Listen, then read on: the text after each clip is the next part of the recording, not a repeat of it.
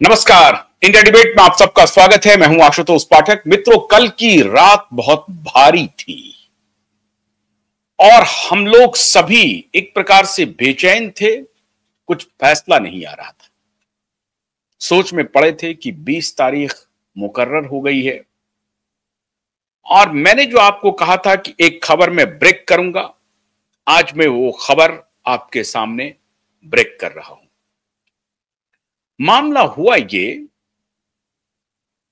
कि supreme court high court litigant association की तरफ से और नीलेश ओझा की तरफ से दिशा सालियान के पिताजी ने, सतीश सालियान ने, एक पिटीशन हाई कोर्ट में फाइल किया और उसमें माननीय हाई कोर्ट से आग्रह किया कि सुनने में आया है कि सतीश सालियान और दिशा सालियान का जो मामला है, दिशा के पिता का जो मामला है, उस मामले की सुनवाई मुंबई हाई कोर्ट के चीफ जस्टिस ने अपने बेंच में ले ली है। मुंबई हाई कोर्ट के चीफ जस्टिस के ऊपर सतीश सालियान और उनके वकील ने एक आपत्ति दर्ज की और कहा कि ऐसा लगता है कि इस अगर पिटीशन को दूसरे बेंच में ट्रांसफर कर दिया जाए या जिस बेंच में इसकी सुनवाई हो रही थी उसी में रखा जाए तो और बेहतर होगा, क्योंकि माननीय जज को, जो पिछले जज जो सुनवाई कर रहे हैं, उनको इस केस के मामले में काफी कुछ जानकारी हो गई है और वो काफी लंबे समय से इसकी सुनवाई कर रहे हैं। कम से कम 2-3 हियरिंग उन्होंने कर ली है, तो इस केस के बारे में उनको बहुत कुछ मालूम है। अब जो फिर नया बेंच आएगा, उस बेंच में फिर से वही कहानी दोहरानी पड़ेगी और जाहिर है नए बेंच को, नए जज को चीजों को समझने में वक्त लगेगा और फिर यह मामला लंबे समय तक टल सकता है।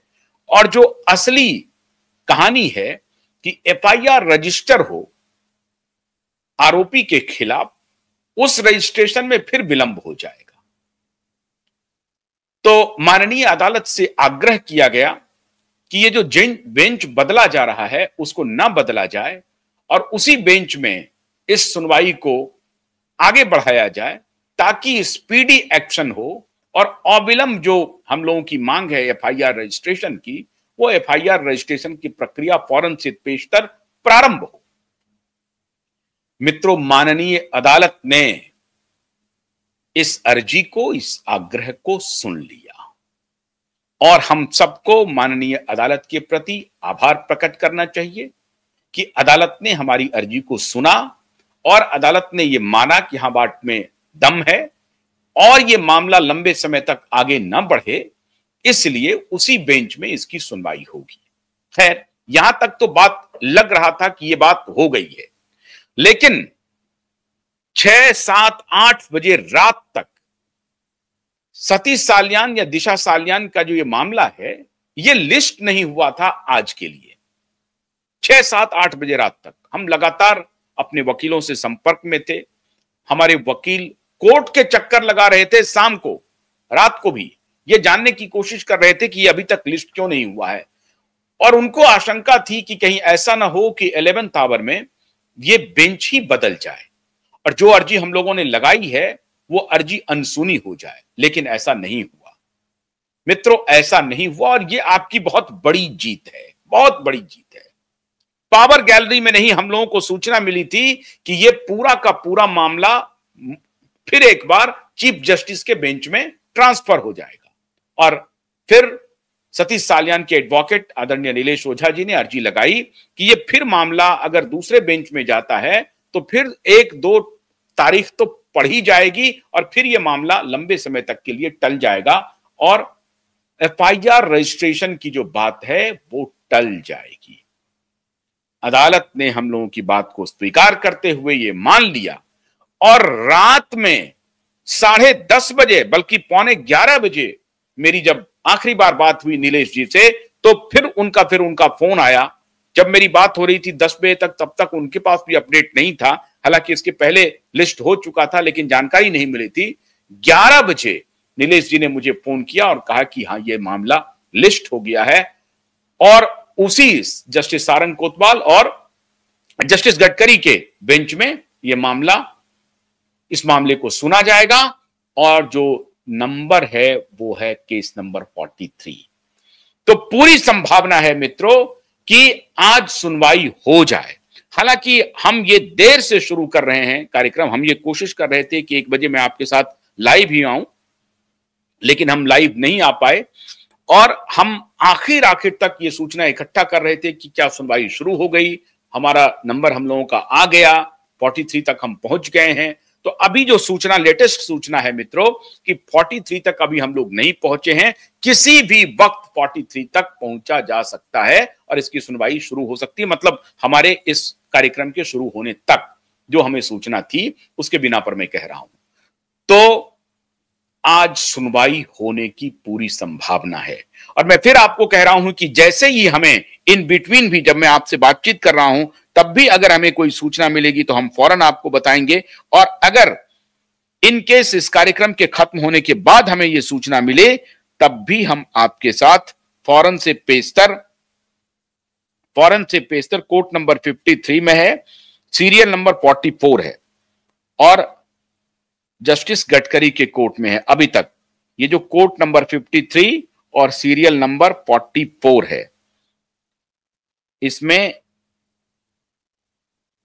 जो साफ लिखा हुआ है, जो हमारे पास जो डॉक्यूमेंट आए हैं और इनके तरफ से जो वकील हैं, एडवोकेट ऑन रिकॉर्ड हैं, advocate Rizwan Merchant and associates and Abhishek Mishra, ये 2 अपीयर हो रहे हैं। दूसरे हैं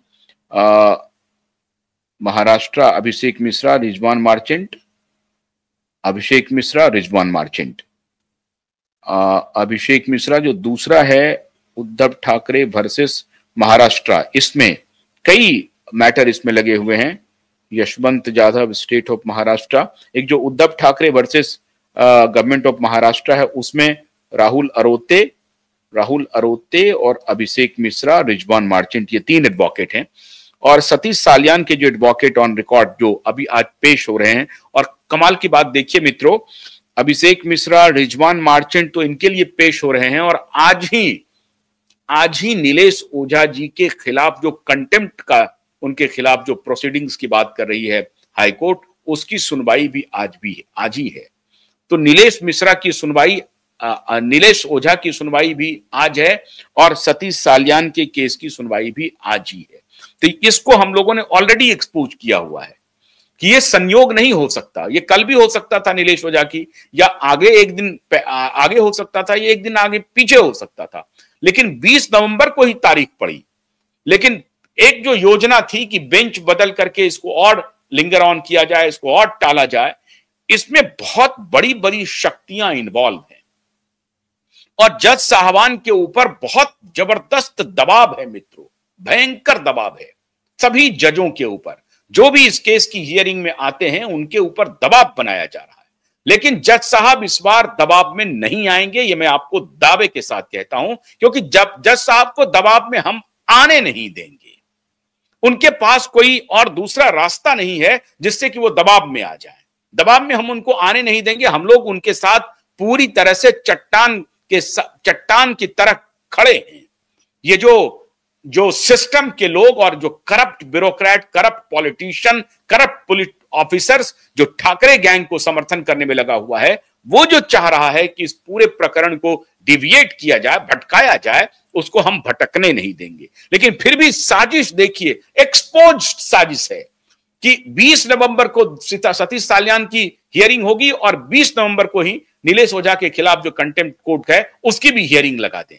तो अपने तरीके से वो सारी चतुराई कर रहे हैं, सारी एक प्रकार से गुंडागर्दी कर रहे हैं, गुंडागर्दी।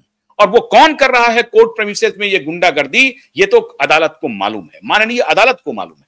माननीय अदालत इसका संज्ञान ले कि कैसे एक ही दिन जो वकील सतीश सालियान के लिए खड़े होने हैं नीलेश ओझा जी को, उनको आप घसीट करके दूसरे केस में उनके ही खिलाफ किसी प्रोसीडिंग्स में उनको उलझा करके रखना चाहते हैं। तो ये रजिस्ट्रार के ऑफिस में ये सारा खेल हो रहा है। ये कौन कर रहा है? किसी बड़े ग्रुप के इशारे पर कुछ लोगों के समूह के द्वारा ये सारा षड्यंत्र रचा जा रहा है। और उसमें अदालत की क्या भूमिका है? अदालत की क्या भूमिका है? अदालत को अब पाक साफ होना ही पड़ेगा। क्यों? दूसरा प्रकरण आज मैं बताता हूं।